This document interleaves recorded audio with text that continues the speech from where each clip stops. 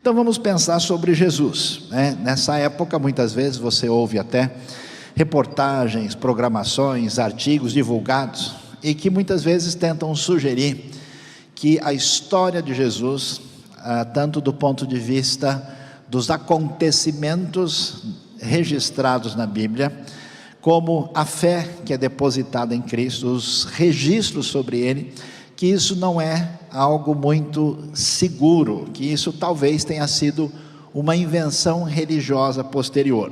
Portanto, bem-vindos aí à nossa reflexão hoje, e aí nós vamos raciocinar bastante: Jesus, verdade ou mito? Vamos lá. Primeira coisa importante é lembrar quem é Jesus, né?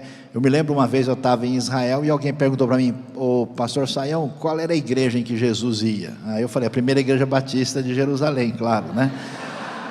É claro que não. Jesus nasce no contexto judaico. Jesus é judeu, nascido na cidade de Belém da Judéia, conhecida, né, pelos locais como Beit Lehem, ou seja, a casa do pão. E a cidade onde ele nasce, na época, na terra de Israel, o nome dele, pelos seus conhecidos e amigos, é Yeshua ben Yosef, ou seja, Jesus, filho de José. Como nós lemos no Novo Testamento, ele foi circuncidado ao 8º dia, segundo a própria prescrição da lei, né? Jesus vai cumprir toda a lei. Ele cresceu e foi educado nos costumes e na própria tradição do mundo judaico. Por que isso é importante? Preste bem atenção. Até o final do século XIX, a maioria dos estudos que falavam de Jesus tentavam explicar Jesus principalmente dentro do mundo grego e romano. Depois dos estudos de um pesquisador profundo chamado Albert Schweitzer, a partir de 1875, é que começou-se a prestar mais atenção no próprio contexto judaico de onde Jesus surge. E isso é interessante porque as descobertas arqueológicas no século XX acabaram trazendo muito entendimento e conhecimento dessa realidade, o que ajudou, que a gente pode chamar de estudos técnicos a respeito da pessoa de Jesus. Jesus, conhecido como Yeshua no ambiente de Israel, ele sempre guardou a tradição do seu povo e era religioso. Ele era visto, como o próprio Evangelho de João diz, como um mestre, ou seja, como um rabi, um rabino, que ensinava sobre aquilo que Deus tinha revelado. Como a gente vê, Jesus esteve várias vezes no templo em Jerusalém. Observe bem que, segundo a ordem da lei, todo mundo tinha que ir pelo menos 3 vezes por ano ao templo em Jerusalém. Então, gente da Judéia, da Galileia, da região do deserto ao sul, eles saíam, e na época da Páscoa, né, que nós estamos lembrando agora, né, hoje é a Páscoa cristã, na noite de sexta para sábado foi a Páscoa judaica, o chamado Pessah, e que a gente vai aprender mais sobre isso na semana que vem. Então, eles iam na Páscoa, eles iam na época do Pentecoste, em maio, e também ali em setembro, outubro, na festa de Sucote das Cabanas. E Jesus aparece no templo em Jerusalém, e lembra quando ele vai fazer, ele está ali com 12 anos, para completar 13, ele está lá na festa porque a sua família foi nessa festa. Ele ia à sinagoga, várias vezes Jesus entrou na sinagoga. A gente lembra da sinagoga de Cafarnaum, a gente lembra da sinagoga de Nazaré, onde ele lê Isaías capítulo 61. Ele celebrava as festas bíblicas. Você vai encontrar várias vezes Jesus envolvido em um momento ou outro de alguma festa reconhecida, e ele vestia-se e alimentava-se como um judeu, tal como ele era na sua história primeira. Então nós temos o relato sobre Jesus de Nazaré, porque ele nasceu em Belém, que é no centro-sul do país. Ele cresceu na pequena vila de Nazaré. O pessoal não imagina, mas Nazaré é um lugar que dificilmente tem 1000 pessoas, é um lugarejo de nada. Na verdade, a cidade é uma espécie de periferia de uma cidade maior, que a gente nunca nem ouviu falar. É uma cidade chamada Séforis. Alguns estudiosos acham, por exemplo, que José está ali e provavelmente ele tem trabalho e emprego, porque ele é um carpinteiro, e carpinteiro não é exatamente o sentido da profissão dele, porque ele é um tecton. O que é um tecton? Quem estudou arquitetura sabe o que é isso? É alguém que trabalha em construção, e a construção envolve pedra e envolve madeira. Então você pensa num carpinteiro, alguém que faz mesa, coisa assim, de tudo de madeira, mas não, era mais amplo. E provavelmente José trabalhava em função do que acontecia na cidade mais importante, Séforis, já que Nazaré é uma espécie de periferia, um lugarejo distante que depende economicamente da cidade de Séforis. Então ele vai fazer o seu ministério como um rabino judeu, andando em torno do mar da Galileia, e vai ter a sua morte, a sua paixão e a sua ressurreição lá na cidade de Jerusalém. E aí, o que a gente vê? É costume da tradição judaica, o menino, que saindo dos 12 anos, faz 13, ele comparece diante do mestre para recitar um trecho da Torá, da lei. Torá, a palavra divina, que você encontra no início da sua Bíblia. Então, o menino estudava, geralmente, ele estudava uma passagem ligada à época do seu nascimento. Os judeus dividiram em 52 semanas, aquilo que hoje o judaísmo chama dos parashot. E como Jesus está na época da Páscoa em Jerusalém, ele aparece no Evangelho com destaque quando tem 12 anos, aumenta a sugestão provavelmente correta, que Jesus na verdade nasceu final de março, começo de abril, que é mais provável que essa data faça sentido, já que a data de dezembro, que a gente lembra, é uma data que entrou por outras razões, e certamente não é uma data autêntica. E aí, ele faz 13 anos, ele vai então, e nesse momento, ele faz o que é chamado o momento da sua emancipação espiritual. Ele se torna responsável pela sua vida diante de Deus e dos homens. O menino pode fazer a leitura pública da Torá na sinagoga. Ele agora, diferente do que acontecia antes, onde o seu pai era responsável pelos seus pecados, ele passa a ser responsável pela sua própria vida, e vamos dizer assim, ele alcançou a maioridade espiritual. Por isso é que você vai ver, não é estranho, um menino de 12 anos conversando com os doutores de Jerusalém. Como assim? Ele entrou no meio e falou: dá licença, e os doutores: pois não temos o que fazer, vamos responder suas perguntas. E muito provável que o que está acontecendo é o momento do bar mitzvah de Jesus, quando acontece isso com os meninos, e por isso o texto destaca: Jesus, já com essa idade, impressionou os grandes sábios do templo com o seu conhecimento a respeito da lei. Quando Jesus conversa com os sábios, que a gente vê em Lucas capítulo 2, isso acontece nessa época, quando ele atinge, dentro desse contexto, a sua condição de maioridade. Portanto, diante disso, desse pano de fundo inicial a partir dos evangelhos, a gente começa a levantar a pergunta: mas como é que a gente pode saber que a história de Jesus é verdade? Dá para a gente falar em comprovação histórica ou científica? Isso tem um fundamento? Ou é apenas coisa da cabeça dos crentes, que não tem base nenhuma? Dá para a gente acreditar nisso mesmo? Isso é bom senso, ou a gente abre mão da nossa razão, do nosso entendimento? Para pensar sobre isso, a gente tem algumas coisas para refletir. Jesus não é nenhum rei, não é nenhum governador, não é uma pessoa de expressão política, não é um sumo sacerdote. Ele não tem o poder humano nas mãos. Então não é razoável você encontrar um monte de coisas que estejam ligadas a Jesus, porque Jesus não construiu nenhum prédio. Quando você estuda a arqueologia, as ruínas, você vê: olha, isso aqui foi o faraó Ramsés II que fez, está aqui, aparece o nome dele. Não, isso aqui é do Herodes o Grande. Isso aqui foi feito pelo César. Mas as pessoas que não estão nessa posição, você achar coisas deles não É tão fácil. E a Bíblia diz que Jesus não tinha onde reclinar a cabeça. O forte dele não era acumular um monte de coisas. Aliás, a Bíblia deixa bem claro que ele não escreveu nenhum livro. Então é claro que um cético pode falar: a gente não crê em Jesus porque não acharam muita coisa diretamente ligada a ele. Mas é lógico, nem era para achar, porque a sua condição como pessoa não é de alguém que acumulou uma série de coisas, né? Uma espécie de pente, né? Pertencia a Jesus. Não tem esse tipo de coisa. Mas como é que a gente pensa em termos de confirmação histórica? Vamos lá?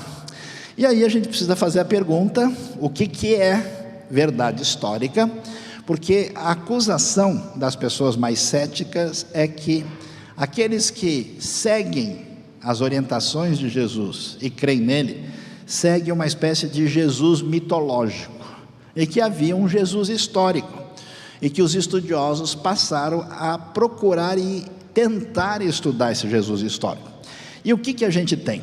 No século XVIII, especialmente a princípio na Alemanha, depois na Inglaterra, na Europa de modo geral, se desenvolveu muito, né, e consequentemente também na França, o que é chamado a época do Iluminismo. O Iluminismo é um movimento cultural filosófico que entendia que através da razão a gente seria capaz de explicar toda a experiência humana. E esse momento de grande apogeu dessa esperança na razão foi marcado por uma atitude de muita crítica, rejeição e questionamento da Bíblia. Esse período surgiram algumas obras escritas sobre a vida de Jesus. Essas obras tinham a intenção de discutir o problema que havia entre os céticos, que questionavam tudo, e outros então escreviam para defender, porque o racionalismo desconfiava e rejeitava muito a Bíblia, especialmente pelos seus relatos miraculosos, está vendo? Então existe o problema da história, se é verdade, e se isso aconteceu, será que foi milagre de verdade? E finalmente, se esses ensinos que foram deixados merecem confiança da nossa parte. Nesse momento surge no século XVIII um homem chamado Hermann Samuel Reimarus. Ele buscou muita explicação para os milagres e também sobre a questão do reino dos céus, a ressurreição de Jesus e a segunda vinda. E nessa busca, que foi chamada a busca do Jesus histórico, porque esses céticos começaram a dizer o seguinte: uma coisa foi o Jesus, filho do carpinteiro, que era uma espécie de rabino judeu que morava na Galileia. Outra coisa foi o que as pessoas inventaram e passaram a crer e que depositaram nele. Então eles fizeram uma separação sobre esse Jesus mitológico, que eles chamavam de Cristo da fé, e no Jesus da história, que foi um homem que talvez tenha existido e que criou um burburinho lá com os religiosos e com os romanos e acabou sendo morto por eles. Então Reimarus, ele chegou à seguinte conclusão nesse auge da razão crítica. Ele disse: os discípulos realizaram uma fraude para dar um sentido salvífico universal à morte de cruz que Jesus sofreu. Segundo ele chegou a sugerir que eles roubaram o corpo de Jesus, anunciaram a sua ressurreição, dizendo que ele era um mestre espiritual. E a história passou para frente. E depois o pessoal começou a acreditar e a coisa se desenvolveu. E a gente percebe, por exemplo, por que no ambiente europeu se desenvolveu tanto ceticismo e crítica, que chega até os nossos dias, exatamente a partir dessa época, quando esse movimento cresceu. Mas preste atenção, no século XVIII, nem existia arqueologia. A arqueologia, como nós a conhecemos, ela só começa a existir na história recente, quando as tropas de Napoleão invadem a região do Oriente Médio no seu conflito contra o Império Turco Otomano. Napoleão chega no Egito, e ao chegar ao Egito, é lá que o famoso François Champollion vai decifrar a Pedra da Roseta e ler os hieróglifos. Os ingleses, mais tarde, ali na ocasião próxima, o Rawlinson, Sir Rawlinson, entendeu a escrita cuneiforme usada na antiga Babilônia e Mesopotâmia. E a arqueologia na terra de Israel só começa mais tarde. Flinders Petrie é um grande arqueólogo que dá início a esse movimento, e as coisas do mundo antigo só começam a ser estudadas depois que o pessoal escreveu essas coisas. Então, nesse tempo, não tem muito que você provar ou desprovar, fica por conta da opinião do sujeito. E aí, no decorrer de toda essa história, a pergunta é: Jesus é conhecido só do Novo Testamento? Não tem nada sobre ele? Não faz muito tempo, por exemplo, o pessoal dizia que Pilatos era uma criação do Novo Testamento, porque não acharam nenhum registro dele em Roma e na história romana. Claro, Pilatos é um governador de uma pequena província, de um lugar distante, e não tem grande destaque. O que acharam? Em 1961, na capital romana da terra de Israel, acharam uma placa com o nome de Pilatos junto com o do imperador Tibério, que foi o imperador de Roma do ano 14 ao 37. E agora, esse ano, acharam o anel de Pilatos. Quer dizer que há 60 anos atrás, você dizia sobre Pilatos, alguém dizia: ninguém sabe se isso é verdade ou se pelo menos ele existiu. Hoje isso é página virada, ninguém pensa assim. Será que só se fala de Jesus no Novo Testamento? Vamos ver? Primeira coisa, pouca gente sabe disso, fontes não cristãs, isso é importante, porque não é gente religiosa, não é seguidor de Jesus. Nós temos pelo menos 3 nomes importantes que mencionam Jesus nos seus escritos. E aliás, eles têm uma posição muito negativa e contrária ao cristianismo. Nós temos o historiador romano Plínio, o famoso Suetônio, que escreveu uma obra que vale a pena ser lida, A Vida dos 12 Césares, e um outro muito anticristão chamado Luciano.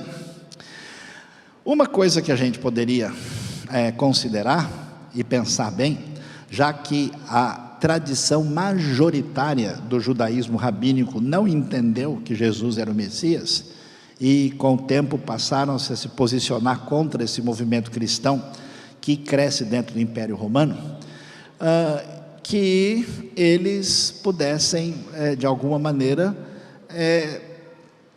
reagir de um modo como se nada tivesse acontecido. Mas se essas fontes, cujo objetivo não tem nada a ver com a defesa da fé ou a intenção, se esse pessoal que se posiciona contra fala a respeito de Jesus, é sinal que não é possível que não tenha existido essa pessoa contra quem eles estão falando, Se alguém inventou alguma coisa, é uma coisa. Agora, se alguém está lutando contra o que foi inventado, tendo sido testemunha dessa realidade, a história é outra. Há um historiador importante, Flávio Joséfo, que é um historiador judeu, que passou a ser uma espécie de assessor dos romanos, e ele escreveu obras muito famosas. Ele menciona, nós vamos ver o que ele fala sobre Jesus, e a tradição judaica, na sua primeira elaboração das discussões do que deve se fazer com a lei de Deus, ela começa com o que é chamado de Mishnah. E na Mishnah, que é esses escritos mais antigos, lá também é mencionado Jesus. E claro, nós temos menção nítida no Novo Testamento, e é importante falar sobre isso, que o Novo Testamento, a princípio, é um documento muito questionado, que com o tempo, esse questionamento vai caindo por terra, e vocês vão entender por quê. E aí, um texto que merece destaque, é o texto de João capítulo 21, o que ele diz? Jesus fez também muitas outras coisas, se cada uma delas fosse escrita, penso que nem mesmo no mundo inteiro haveria espaço suficiente para os livros que seriam escritos. Ou seja, João dá um testemunho de que Jesus fez muito mais, e o que está relatado é aquilo que é importante, que é selecionado a respeito do que significa a pessoa de Jesus e a obra que ele tem para realizar segundo os desígnios de Deus. E depois, um pouquinho mais para frente, um contemporâneo do apóstolo João, lembra que João é o último apóstolo, é o que sobrevive até o final, ele é exilado na ilha de Patmos, ele sobrevive pelo menos uma geração depois dos anteriores, e um contemporâneo dele, mais novo, chamado Papias, também faz referência a Cristo, E além disso, nós temos outras tradições, quer dizer, outros escritos, que não são inspirados, que não servem de referência para a comunidade cristã, mas esses escritos mencionam Jesus. Quer dizer, eles poderiam dizer, não, houve um fantasma, houve uma ação especial. Não, eles mencionam um indivíduo, que são, esses evangelhos apócrifos. Os estudiosos, especialmente os alemães, eles estudaram os 3 evangelhos primeiros, Mateus, Marcos e Lucas. Eles chegaram à conclusão que esses evangelhos têm tanta coisa em comum, que provavelmente na sua pesquisa, que você lê Lucas, você vê que Lucas fez uma pesquisa, eles tinham alguma fonte, que foi a fonte base dessa pesquisa. Eles chamaram essa fonte de Quelle, que é a palavra fonte em alemão, e por isso ele é chamado de documento Q. Nunca foi encontrado, mas é uma sugestão dos estudiosos mais profundos. E as citações dos pais da igreja. Os pais da igreja são os primeiros cristãos depois da geração dos apóstolos. Eles escrevem, e eles fazem menção a Jesus da perspectiva histórica. Então, a gente tem fonte cristã, tem fonte judaica, tem fonte próxima da igreja primitiva e fonte de não cristãos que mencionam Jesus da perspectiva aí de uma realidade histórica. Por quê? Porque você vai ver por aí, nas reportagens, nos artigos, ou mesmo em alguns vídeos populares divulgados, gente sugerindo que não tem uma referência histórica sobre Jesus fora do Novo Testamento. Isso não é verdade. E nós temos ainda variações nos textos dos evangelhos, manuscritos paralelos, e que mostram para a gente que existe uma referência histórica sobre essa pessoa que é chamado Jesus. Ok. Quando a gente estuda a história antiga, e é interessante que se você pegasse aí há 100 anos atrás, a maior parte dos estudiosos, mais técnicos e críticos, diriam, eu não sei se Jesus existiu, eu não sei se isso é verdade, se isso é mais uma criação do que um fato. Nos últimos anos isso tem mudado. Hoje você tem muitos estudiosos que não são religiosos, eles nem se autodenominam, mas eles têm uma posição muito nítida de dizer, não, olha, a Bíblia, do ponto de vista histórico, ela é respeitável, a gente não pode questionar. E por que razão isso? Porque os estudos aprofundados mudaram a perspectiva. Um famoso estudioso britânico chamado John Robinson, que muito crítico, escreveu um livro famoso, Sendo Honesto com Deus, ele chegou à conclusão da autenticidade dos documentos do Novo Testamento e da sua data bem na época da igreja primitiva. E antigamente não, no século 18 para 19, alguns estudiosos diziam que os documentos do Novo Testamento só foram escritos no 3º e 4º século. Então não podia ninguém acreditar, porque isso é uma criação muito posterior dos fatos. O que aconteceu? Quando se estuda os evangelhos e se compara com o elemento geográfico da terra de Israel, Samaria, Galileia, Judeia, Jerusalém, você sabe, quando você conversa com uma pessoa que diz que foi em algum lugar e ele começa a dar informação errada, você fica quieto, Não, eu fui lá em Londres e vi a Torre Eiffel, você muda de assunto, Falei, peraí, essa Londres aí é nova, Porque a falta de precisão geográfica sugere algum tipo de informação equivocada. Quando você lê os Novos Testamentos, particularmente os escritos de João, você vê os detalhes, tal lugar ficava a tal distância, porque fica na tal subida, ele descia para Jericó, e os detalhes mostram, esse lugar fica há tanto tempo, tantos dias de viagem de um lugar para o outro. Essas referências mostram para a gente que esse elemento geográfico aponta para o fato de que o autor não é um discípulo cristão distante, que morava na Turquia, na Itália, na Grécia, e que escreveu uma obra para tentar criar uma teologia, porque ele não tinha condição de acertar a geografia. Então esses detalhes geográficos foram muito significativos para o pessoal, pelo menos dizer o seguinte, quem escreveu estava perto e foi testemunho ocular, ele sabe o que está dizendo. E então, o que a gente tem nessa descrição, nessa história? O que é que esses autores mencionam e falam?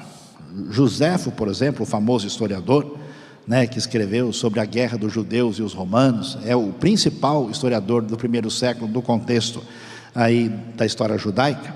Ele relata a crucificação e a crença na ressurreição. Ele menciona isso nos seus escritos. O historiador romano Plínio, ele relata a crença cristã na divindade de Jesus. Só que ele relata assim, desprezando, falando: olha, esses malucos que surgiram aí, essas pessoas que creem nesse negócio esquisito, nessa seita que surgiu, quer dizer, ele está fazendo pouco e desprezando. Mas o que isso comprova? Que de fato havia gente crendo num indivíduo cuja referência envolvia a ideia de que ele era divino e de que ele havia ressuscitado. Quer dizer, que essas ideias não são uma invenção muito posterior. Um outro grande crítico e opositor da fé cristã, Luciano de Samota, também escreveu explicitamente afirmando a ressurreição de Jesus. Agora, a crucificação de Jesus. Quando a gente ouve sobre isso, eu vou até antecipar um aspecto importante para a gente pensar sobre o assunto. Ressurreição, em primeiro lugar, para o mundo greco-romano, é uma coisa que não faz o mínimo sentido. Você sabe que o mundo grego valorizava o espírito em oposição ao corpo. Esse mundo greco-romano jamais imaginava a ideia de ressurreição como a Bíblia descreve. E tanto é que Paulo, quando está falando em Atenas, no Areópago, falando sobre o Evangelho, quando ele menciona Jesus e a ressurreição, o pessoal fala: acabou a conversa. Depois a gente conversa sobre isso, porque agora o sujeito bebeu e está dizendo bobagem, que não faz sentido. Como assim? O corpo é a prisão da alma, voltar para o corpo, isso não faz sentido. Isso é importante, porque ninguém vai inventar uma história que é ridícula, que é uma história que não pode ser recebida. E tem mais, no contexto judaico, a ideia de ressurreição não está associada à chegada do Messias na expectativa judaica. Quando eles aguardavam a vinda do Messias, e que ele viria libertar o povo, o reino davídico estaria de volta, nessa visão ninguém imaginava. Ressurreição era escândalo, na verdade, para o judeu e para o grego. Então, apresentar isso como o ponto mais importante da fé para o cristianismo primitivo é dar um tiro no pé, é dizer uma coisa que ninguém quer ouvir. Agora, por que alguém vai inventar uma história que sabe que ninguém vai ouvir? Só tem uma razão: porque aconteceu de verdade. Porque não faz sentido inventar uma coisa, porque se alguém cria uma história, se alguém cria uma religião, se alguém cria um movimento, tem a intenção de criar algo que vá dar certo e que atinja as pessoas. Por isso a história surpreende a gente. Vamos dar uma olhada? Olha o que o Flávio Joséfo escreve, e ele diz o seguinte: havia um sábio chamado Jesus, seu comportamento era bom, sabe-se que era uma pessoa de virtudes. Muito dentre os judeus de outras nações tornaram-se seus discípulos. Pilatos o condenou à crucificação e à morte, e aqueles que haviam sido seus discípulos não deixaram de segui-lo. Eles relataram que ele lhes havia aparecido 3 dias depois da crucificação, que estava vivo. Olha o que ele escreve: talvez ele fosse o Messias sobre o qual os profetas relatavam maravilhas. O que os críticos falam? Não, isso aqui não deve ter sido originalmente escrito por Joséfo, alguém acrescentou mais tarde. Quer dizer, o cara vai dizer o que ele gostaria de dizer, porque a descrição é interessante. Joséfo foi muitas vezes criticado, e tantas coisas foram descobertas, inclusive na arqueologia, por informações que Joséfo nos dá, e ninguém é melhor historiador do que ele. Ele menciona detalhes sobre Jesus que são paralelos aos escritos do Novo Testamento. Olha só o que o historiador Plínio escreve, você acompanhe comigo, né? Jesus morre em torno do ano 30, né? A igreja primitiva começa a crescer depois do ano 46, quando acontecem as viagens de Paulo. Elas acontecem entre o ano 46 e 57. Paulo vai ficar preso em Roma entre os anos 60 e 62, e Jerusalém é destruída no ano 70. E essa fé cristã vai crescendo, tem uma grande perseguição na época do imperador Domiciano, que é o imperador aí do ano 81 até 96, e ele é o imperador que prende o apóstolo João. Um pouquinho mais para frente surge Trajano, o germânico, como era chamado. Então é bem no começo do crescimento da história da igreja. O que o Plínio escreve para o Trajano? Quem visita, por exemplo, a cidade de Pérgamo, vai ver um templo gigantesco dedicado a Trajano. Nessa época o imperador romano já é considerado divino e deve ser adorado. Por isso que o cristianismo primitivo é perseguido, que eles se recusam a adorar o imperador. Os primeiros cristãos tinham o costume de se reunir antes do amanhecer num certo dia, quando então cantavam de modo responsivo os versos de um hino a Cristo, tratando como Deus, e prometiam solenemente uns aos outros a não cometerem maldade alguma, não defraudar, não roubar, não adulterar, nunca mentir e não negar a fé quando fossem instados a fazê-lo.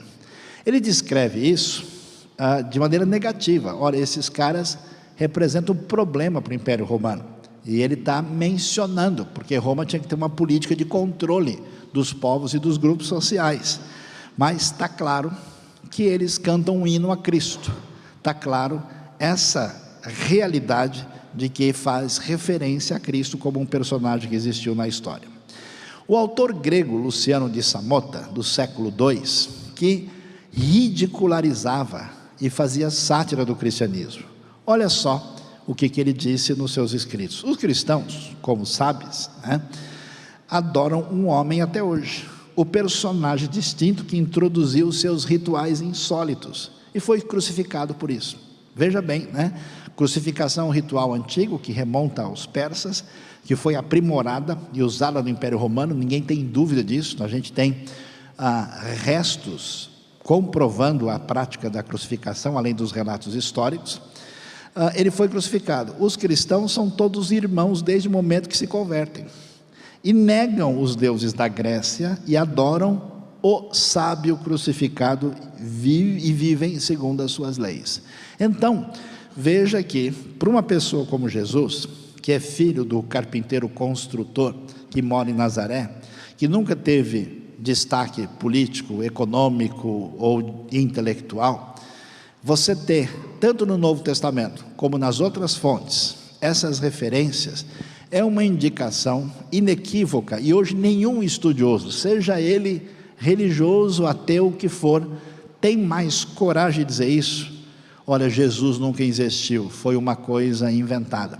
Eu que tenho costume constante de conversar com pessoas do ambiente de Israel, e pessoas até de postura bastante cética, que não acreditam nem no cristianismo, nem no judaísmo, nunca ouvi nenhum deles ter a coragem de dizer, olha, Jesus não existiu, porque isso é página virada.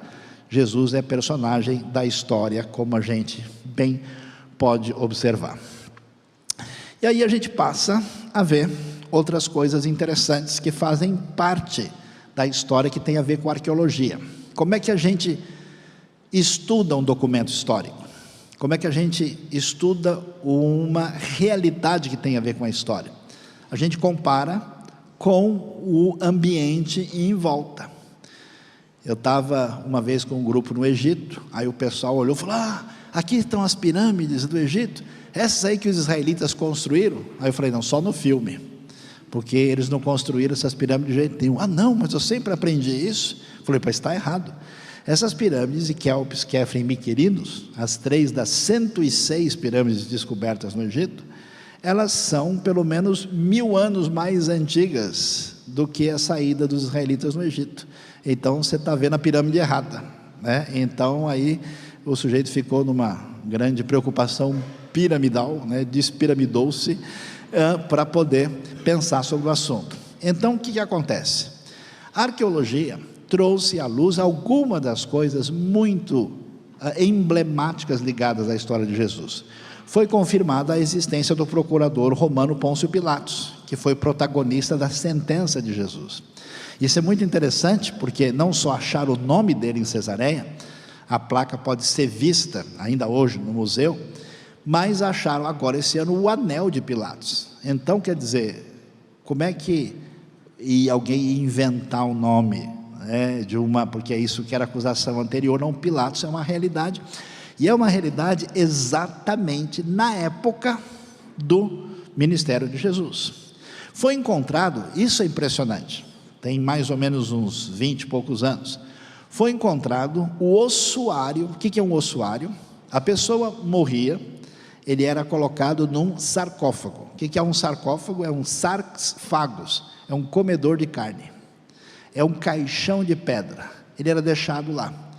Depois, quando ficavam só os ossos, o pessoal reunia os ossos, colocava numa caixa menor, e essa pessoa seria importante, colocava ali num lugar que era um túmulo mais destacado.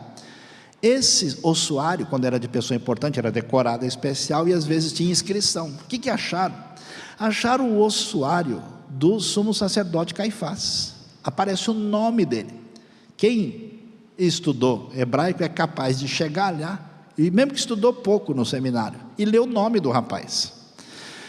Imagina só, Caifás diretamente apresentado no Novo Testamento, o nome está lá. Foi ele que acusou Jesus de blasfêmia quando ele foi preso no caminho da Via Dolorosa, na famosa Fortaleza Antônia, quando acontece a ocasião da prisão de Jesus para a sua paixão e consequente condenação. O decreto de Nazaré, da época do imperador Cláudio, está vendo? Cláudio foi imperador do ano 41 a 54, depois de Calígula, vai Tibério, Calígula, Cláudio, e depois vem Nero. Condenava à morte aqueles que violassem sepulturas. Interessante isso, né? Tem um decreto famoso, foi descoberto no século XIX, e que deixa claro que é proibido fazer isso. Por que isso é importante? Porque a ideia de que alguém foi lá no sepulcro, mexeu, tal, e mudou, e escondeu o corpo, não era um negócio tão fácil assim. Eles sabiam que o Império Romano mandava matar quem fizesse isso, e os discípulos de Jesus não eram os caras mais corajosos do mundo. Você sabe muito bem, né? Judas traiu Jesus, Pedro negou, os outros nem se aproximaram, ficaram de longe, nem correram o risco que Pedro correu. Eles se distanciaram, e agora eles vão sair batendo de frente com o decreto do Império Romano que pode causar a própria condenação deles? Não é possível. É provável que o decreto visasse combater a doutrina cristã da ressurreição. A crença na ressurreição já era uma realidade. Além desse aspecto, essa ideia de combater a ideia da ressurreição estava por trás disso também. E é interessante, você vê uma pequena figura ao lado.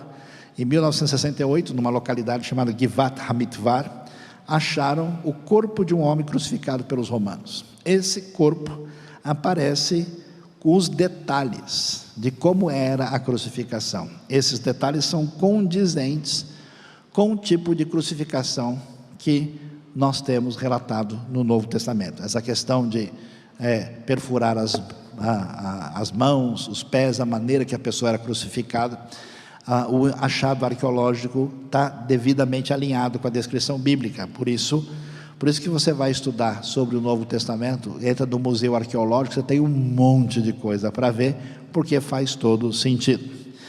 Você está vendo uma foto, essa foto quase todo mundo conhece, é do Muro das Lamentações. Não estou falando da Receita Federal, não, estou falando da foto aqui. Porque é esse mês que o negócio pega, né? Então, o que a gente tem? Você olha que essa parede alta, ela é o muro que ficava em torno do templo que Jesus visitou. Que parte do muro é essa? A chamada parte ocidental.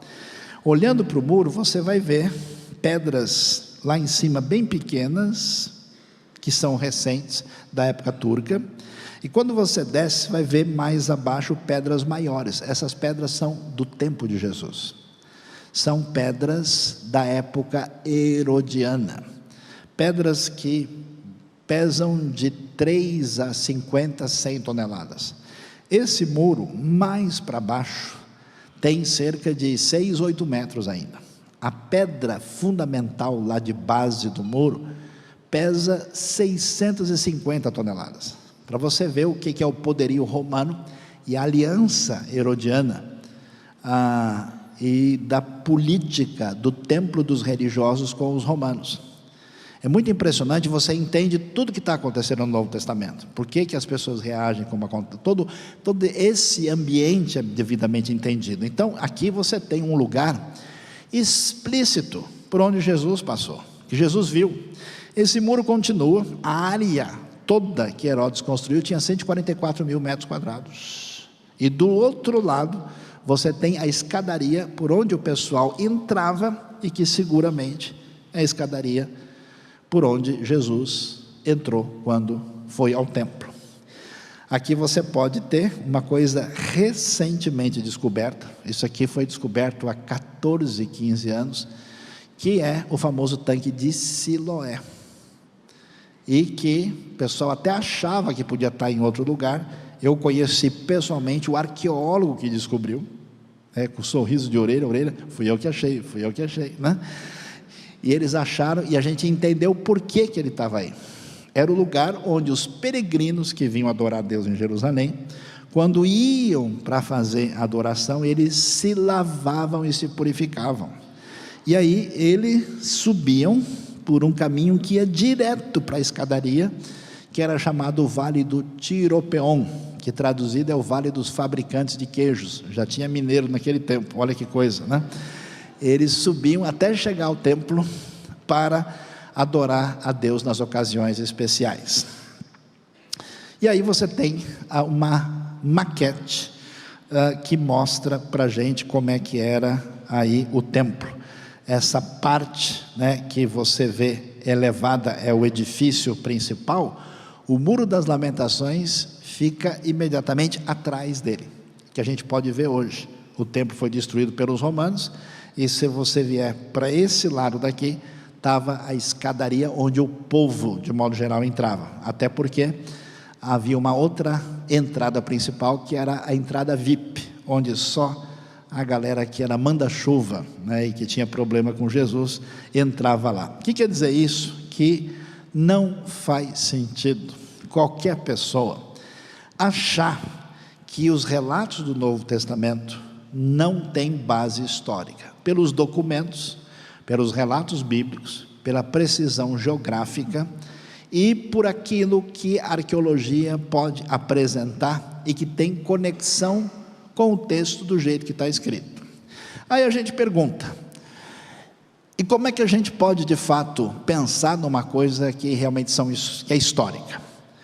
Para um negócio ser histórico, existem alguns, vamos dizer, critérios que se usa, e se usa para tudo quanto é documento, não é só para o Novo Testamento.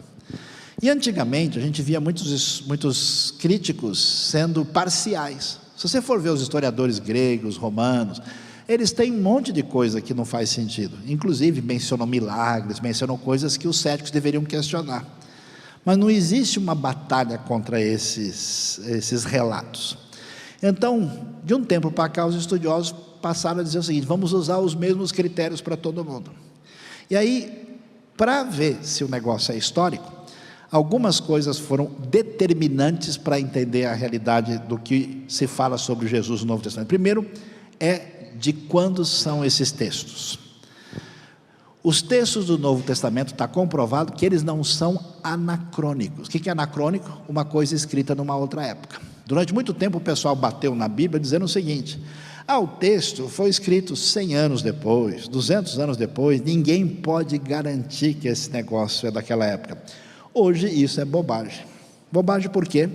Porque o estudo do tipo de linguagem, como se descobriu muita literatura, a gente compara essa literatura. Por exemplo, em Atos aparece a palavra procônsul, Atos 13, Paulo em Chipre, o procônsul Sérgio Paulo. A gente sabe que essa palavra no mundo romano só é usada nessa época. Existe uma inscrição no Museu de Delfos que fala que Gálio era procônsul da Caia. Mas ele só foi procônsul um ano, e Paulo encontra ele lá, quando ele está em Corinto.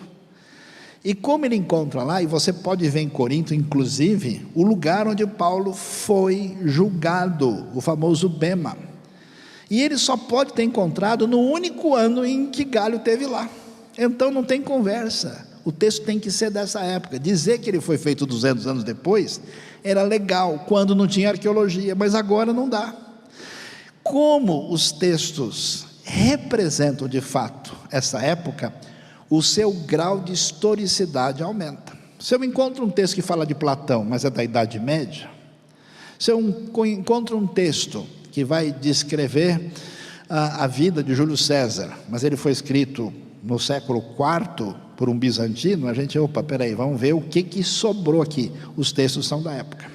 Depois, quando você tem um relato histórico citado por fontes independentes, você tem na sua Bíblia direitinho o Novo Testamento com os evangelhos juntos, mas a gente sabe que eles são independentes, que eles foram escritos independentemente e reunidos depois. E alguém até diz, mas tem relato que é um pouco diferente dos outros. Isso não mostra que tem problema no texto, pelo contrário, se o relato é um pouco diferente do outro, mostra que ninguém copiou de ninguém. Porque se aconteceu um acidente, e eu chamo 4 testemunhas, eles falam exatamente as mesmas palavras para relatar o acidente, você fala, esses caras combinaram. Traz o WhatsApp para ver se ninguém passou mensagem um para o outro. Então os evangelistas não passaram o WhatsApp um para o outro, não foi assim. Os relatos mostram uma atitude de independência. O fundamental é igual, mas os detalhes são diferentes, os detalhes são periféricos. Então, nesse sentido, as fontes são independentes. A outra coisa que chama a atenção são fatos mencionados no Evangelho que não ajudariam a própria pregação do Evangelho. São chamados os fatos embaraçosos. Por exemplo, Jesus é o Messias, Jesus é o Rei, Ele é o Salvador. Jesus não tem pecado. Aparece João Batista fazendo o quê? Batizando Jesus. Então pensa bem, se alguém criou uma história para convencer alguém, e vai dizer que ele é o Messias, e que ele é o Salvador, como é que vai apresentar uma história que ele é batizado por outra pessoa? Se alguém fosse fazer uma edição teológica, o que faz? Tira daí, porque isso não vai pegar bem, porque o pessoal vai perguntar, mas por que então ele foi batizado? Isso não vai ajudar, vai levantar pergunta, então tira. Por que está lá? Porque é histórico. Esses critérios são usados pelos historiadores para analisar outros documentos. Uma história que aparece e é reforçada, e que não contribui politicamente para uma posição, ela só pode ter entrado lá, porque de fato ela tem uma referência objetiva. Quem é testemunha da ressurreição de Jesus? Maria Madalena, uma mulher, numa sociedade onde as mulheres não tinham protagonismo, e eram principalmente colocadas como cidadãs de segunda categoria. Quem é que ia registrar isso? Isso aí não vai ajudar nenhum mestre da lei a acreditar nesse negócio. Por que está contado? É porque aconteceu. Então tem a própria narrativa da crucificação de Jesus. Pense bem, se a gente está 100, 200 anos depois querendo contar uma história inventada que aconteceu tanto tempo atrás, você vai contar a história dizendo que o seu Salvador era um bandido, que ele foi preso pelo Império Romano, que ele foi condenado como alguém que é líder de uma insurreição, que entre os seus discípulos tinham pescadores meia boca de um lugar desconhecido, e que quem viu foi uma mulher. Essa história ninguém ia inventar. Por isso o pessoal diz, se isso está relatado assim, é porque essa tradição era bem conhecida como algo que aconteceu, porque isso não ajudava a mentalidade religiosa daqueles que queriam inventar alguma coisa para ver se dava certo. A outra coisa interessante é aquilo que os estudiosos chamam de dissimilaridade, ou seja, expressões que não ajudam nada na igreja primitiva a desenvolver a sua teologia. Jesus diz 82 vezes no relato dos evangelhos que ele é o Filho do Homem. Até hoje, você pergunta para um crente da igreja, o que você acha do Filho do Homem? Deve ser aquele ali. Ele nem lembra de Jesus, Por que ele usa essa frase? Porque a frase foi dita. A igreja primitiva nem construiu muita teologia em cima disso. O máximo que diz, Jesus era plenamente humano. Mas está cheio de frases que nem a gente não presta atenção, porque não favorece a nossa expectativa. Porque está lá? Porque ele disse, porque aconteceu. O grego do Novo Testamento não é um grego comum, não é o grego ático, não é o grego clássico. Tem grego de nível melhor e grego mais simples. Hebreus, escritos de Lucas, estão num patamar acima. Tem grego da Epístola de Pedro, que a gente vê que foi Pedro mesmo que escreveu. O negócio está difícil ali, né? E que grego é esse? É um grego cheio de semitismo, ou seja, a frase e as palavras são gregas, mas a cabeça é judaica. Você pode sentir o sotaque, né? Pelo jeito de escrever. O que quer dizer isso? Que se alguém tivesse inventado isso lá no ambiente grego, no segundo, terceiro, quarto século, ele não ia escrever com esse grego galileu, com esse grego hebraizado. Como a análise linguística revela isso, mostra que eles estão, na verdade, traduzindo para o mundo gentílico palavras e frases ditas por Jesus em aramaico ou em hebraico, o que prova que a coisa é mais da época original mesmo. E finalmente, a coerência histórica com outros fatos, ou seja, por exemplo, a gente sabe, né, o recenseamento que César Augusto faz, a gente pode localizar isso na época do Novo Testamento e na história romana. A época de Cláudio, a gente tem a citação disso no Novo Testamento, ou seja, tem vários fatos da história geral, que você pega o Novo Testamento e cabe direitinho, ou então, quer dizer, que essa historicidade tem fundamento, e muito fundamento. E olhando para isso, o Novo Testamento vai revelar para a gente, que o ministério de Jesus acontece na Galileia, isso é muito importante, na região norte de Israel. Veja, Israel é o fim do mundo, a terra que a gente vai conhecer como Terra Santa, Terra Prometida, Palestina, Terra de Israel, é no canto do mundo, na fronteira entre o Império Romano e o Império Parto, que era um império de origem persa, que ficava do lado de lá, poucos quilômetros depois do Jordão. Era um lugar pouco importante e que dava dor de cabeça para Roma. Jesus vai fazer o seu ministério num lugar pequeno, limitado, junto à beira de um lago conhecido como o Mar da Galileia, que é o Lago de Tiberíades. E se você olhar, onde nós temos as estrelas aí que você vê, Cafarnaum, Corazim, Betsaida, está vendo esse pedacinho ao norte e noroeste do lago? É um lugar pequenininho de nada. Essa área aí, se você puder somar, dá mais ou menos uns 10 quilômetros, a área principal de todo o ministério de Jesus, num lugar irrelevante, no lugar irrelevante do irrelevante, tão distante. As cidades que Jesus falava, onde ele falava e pregava, era lugar de 500 mil pessoas. Jesus chegou na cidade de Corazim. Que cidade? Cidade assim, é para a gente não perder a amizade, né? É um lugarejo de nada, né? Aí você tem esse relato, essa realidade, para a gente ver como o que Jesus faz num lugar tão limitado, e é impressionante como a decorrência do seu ministério vai ser a coisa mais importante da história da civilização. A coisa é tão específica e detalhada, que quando você vai estudar sobre a paixão de Jesus, você pode olhar para Jerusalém e achar exatamente cada lugar onde a coisa aconteceu. Jesus, por exemplo, dá uma olhada no número 1, ele está olhando do Monte das Oliveiras, desce depois de vir de Betfagé, atravessa o Vale do Cedron e entra em Jerusalém no domingo de Ramos, comemorado semana passada. A gente sabe até por onde ele entrou, tem a porta da cidade onde isso acontece. Muito provavelmente, na segunda-feira, pelo relato dos evangelhos, lá em cima, ele faz o que é chamado a purificação do templo. Na terça-feira, tudo indica que é um dia de ensino, que acontece também no templo. Na quarta-feira não tem nada registrado. Na quinta-feira, você pode ver o número 5, ele está lá do outro lado da cidade, na parte mais aqui embaixo. E lá vai acontecer a cerimônia da Páscoa, na parte alta de Jerusalém, no lugar que é o cenáculo, onde hoje é chamado de Monte Sião. Lá acontece a cerimônia da Páscoa, e ele vai fazer a Páscoa com seus discípulos e anunciar aquilo que vai acontecer por meio da sua morte no seu sangue. Depois, ele acaba sendo condenado. Observe também o número 3 lá em cima, do jardim do Getsemane, onde um pouquinho mais abaixo Jesus também fica com seus discípulos. No 6, condenação e crucificação acontece nessa região, quando ele é condenado e levado, e vai ser levado para a Fortaleza Antônia pelo caminho da Via Dolorosa, e o sepulcro aparece lá adiante no Gólgota, e consequentemente a ressurreição.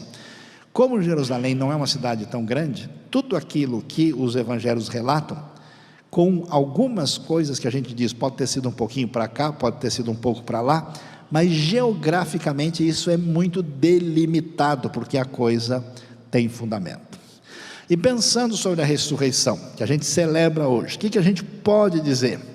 Vamos ver tudo o que foi dito sobre isso. A gente já mencionou. Os documentos do Novo Testamento são tardios e contam uma história que foi escrita depois.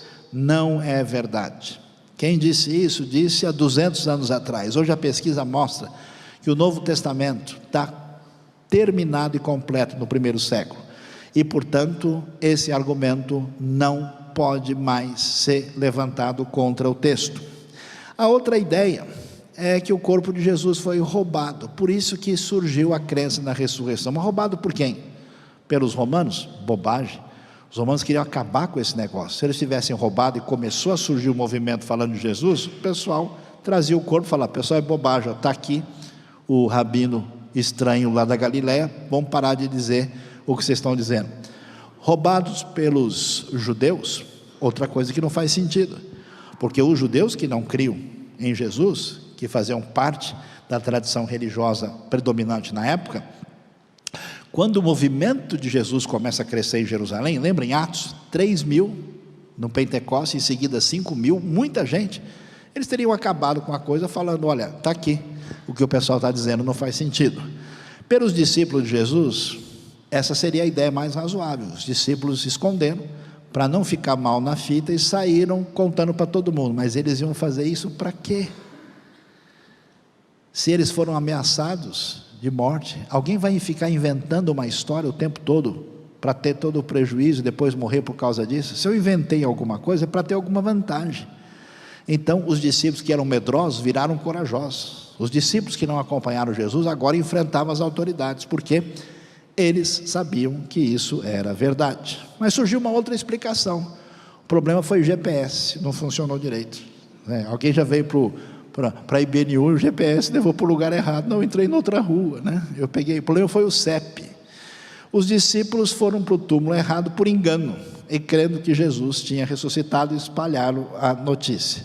Mas espera aí, como eles foram para o túmulo errado? Os soldados também estavam guardando o túmulo errado? Claro que não. E mesmo que tivesse ido para um túmulo errado, isso depois facilmente seria descoberto e dito. Por que então ninguém foi ao túmulo certo e acabou resolvendo a questão? Esse argumento não funciona. Um dos mais relatados é que os discípulos ficaram malucos, perderam o mestre, ficaram tristes demais, aborrecidos, e começaram a ver Jesus em tudo quanto é lugar. O pessoal fica maluco, começa a ter alucinação. Mas veja só, a pessoa pode ter até alguma alucinação, isso é bem plausível, mas todo mundo tendo alucinação o tempo todo, e isso uma hora o cara que começa a ver Jesus, eu já vi, um dia eu estava na padaria, fui falar com o sujeito, ele estava num nível mais elevado, distante da realidade, e ele virou para mim e falou: eu sou Jesus. Eu falei: alguma coisa está errada com o rapaz. Então é claro que isso pode acontecer, mas eles teriam sofrido uma alucinação e isso teria permanecido. Isso não faz sentido. A Bíblia chega a dizer em 1 Coríntios que 500 pessoas viram o Senhor ressurreto ao mesmo tempo, e ele teve várias aparições. Essa explicação não resolve. Há outra teoria, muito interessante inclusive, que Jesus parece que morreu, mas não morreu. Teve uma catalepsia, só deu aquela desmaiada básica e depois levantou. Inclusive tem um monte de coisa maluca que Jesus depois melhorou, sarou, saiu da UTI, né? Foi para a Índia, foi para o Japão, não sei, dá uma olhada se não passou na sua casa também, foi para tudo quanto é lugar. A teoria diz que ele não teria morrido de verdade, que ele ficou fraco e depois conseguiu sair do túmulo. Imagina só, o homem é condenado pelo Império Romano, a pedra tem um selo de Roma, ninguém pode mexer. Jesus é espancado, vocês não fazem ideia. O filme Paixão de Cristo deu uma ideia leve do que é uma crucificação romana. E depois de perder sangue e ficar todo esse tempo, o que ele faz? Ele levanta e empurra uma pedra de 2 toneladas, pede licença para os guardas, né? Eles levam ele para o hospital mais próximo e depois ele sai para passear e conhecer outros lugares do mundo. Não faz sentido. Ele não pode ter passado por uma situação como essa. E finalmente, a ideia talvez mais estranha é que foi uma mentira intencional. Os discípulos inventaram tudo e criaram história pelos seus próprios interesses. Eles sabiam que não era verdade, inventaram, deram um jeito de resolver a situação. Isso a pessoa faz quando? Quando ela tem vantagem, quando ela tem ganho político, econômico, de algum tipo de poder. Mas inventar isso para depois ser perseguido, para morrer, o cara vai com a história até que a espada chega no pescoço dele e diz: escuta, o que você tem a dizer? Ele fala: não, peraí, deixa eu explicar de novo. Não é bem assim, né? Você sabe que no mundo todo se usa tortura para tentar fazer as pessoas a confessarem a verdade. Todos os apóstolos morreram martirizados, menos João, que foi condenado a ficar na prisão.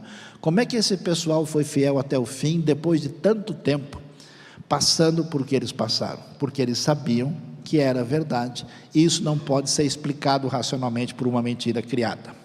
Por isso, nós estamos hoje celebrando Jesus, o personagem histórico, Jesus, a pessoa mais importante da história humana, Jesus que se apresenta como o Messias, como o Filho de Deus, como o Salvador, e o Jesus que ressuscitou de verdade, eu creio plenamente. Esse Jesus é o judeu que mudou a história e o mundo.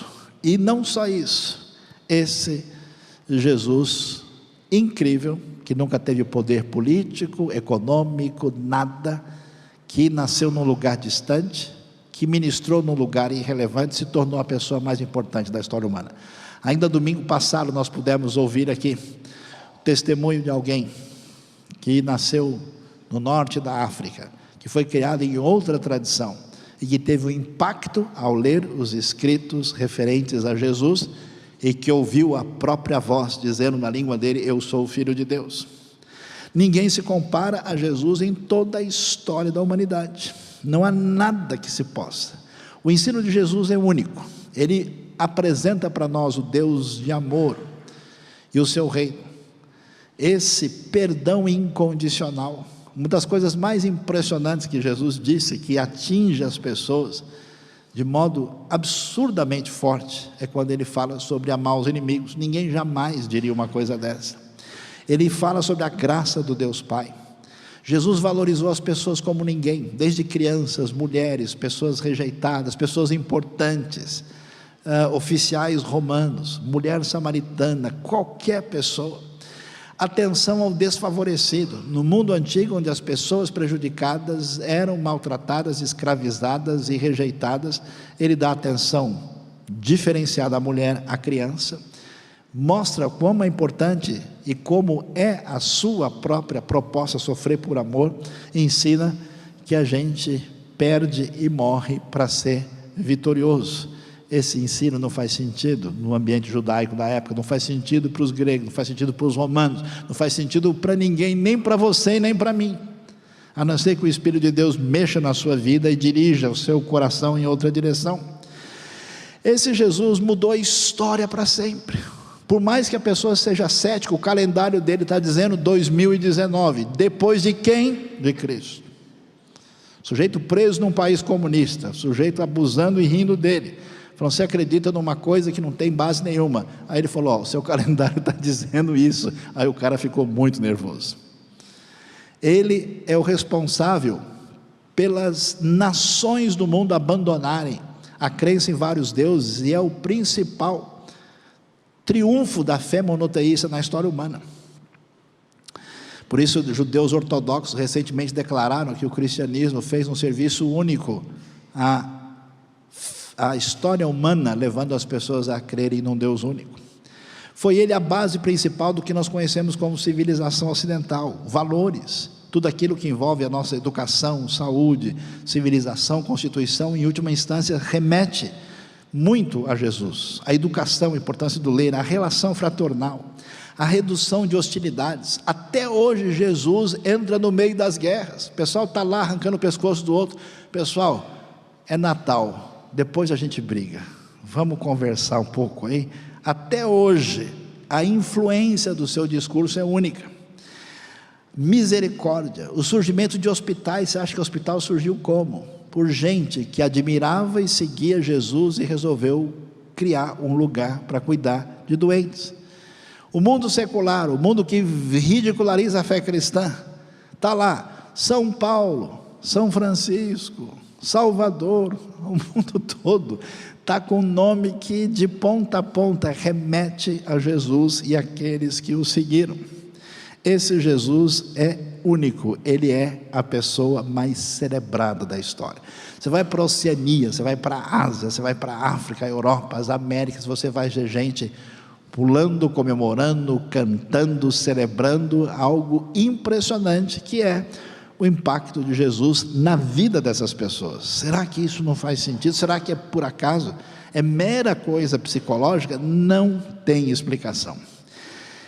Quem é esse Jesus? Ele nasceu num vilarejo desconhecido, filho de uma camponesa, uma adolescente judia chamada Miriam, mais conhecida como Maria. Cresceu em outro vilarejo onde trabalhou numa carpintaria até 30 anos. Durante 3 anos ele foi um pregador itinerante. Nunca escreveu um livro, nunca ocupou uma posição importante, nunca formou família, não teve casa, não frequentou faculdade, não conheceu uma cidade realmente grande. Jerusalém era uma coisa muito limitada. Não se afastou nem 300 quilômetros do lugar onde ele nasceu. Nada fez daquilo que normalmente acompanha pessoas que têm poder e influência no mundo. Ele não tinha credenciais, ele não chegava em nome de nenhuma pessoa importante, no sentido político, intelectual, religioso. A sua única credencial era ele mesmo. Tinha apenas 33 anos, quando toda a opinião pública se voltou contra ele. Seus amigos fugiram, um deles chegou a negá-lo. Foi entregue aos inimigos, passou pelo escárnio de um julgamento, foi crucificado entre 2 ladrões. Quando estava morrendo, seus executores disputavam suas roupas, a única coisa que ele tinha, que aliás até hoje se discute se eram dele mesmo ou não. E quando morreu, foi sepultado em um túmulo emprestado por um amigo misericordioso, e aliás emprestado só para o fim de semana. 20 séculos se passaram, e hoje ele é a figura mais importante, central da raça humana. Ninguém se compara a Jesus. Se você lê o Alcorão vai pegar pesado com os infiéis, mas quando chega na pessoa de Jesus, o próprio Alcorão pega leve, e até tem lugares onde se cita mais ele do que o próprio profeta.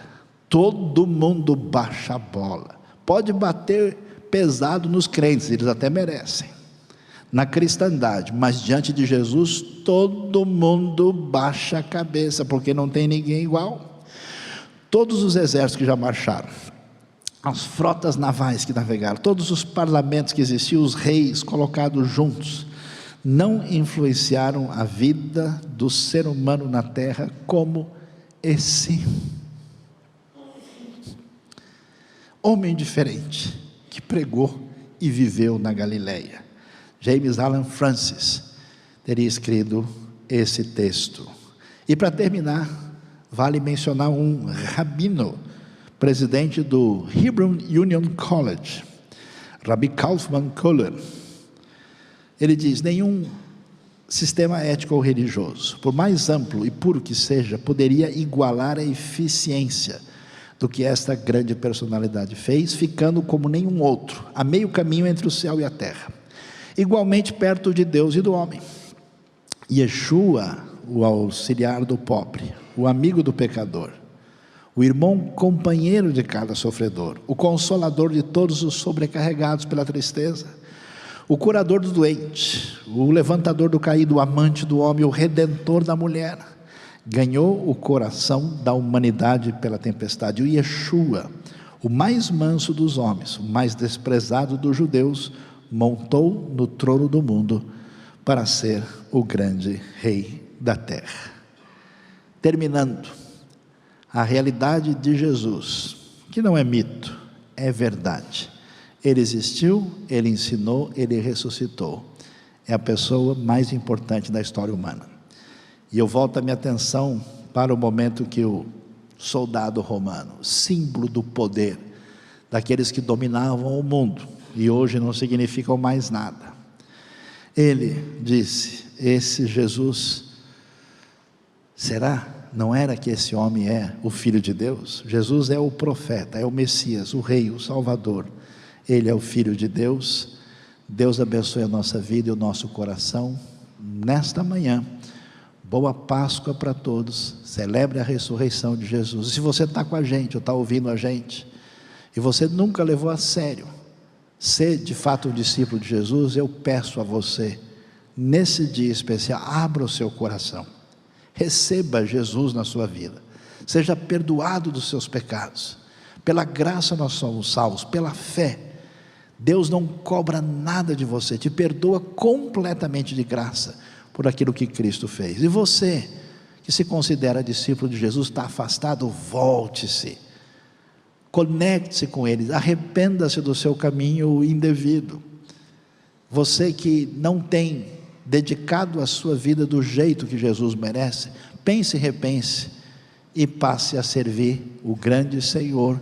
A Ele seja toda a honra, toda a glória, para todos sempre, amém.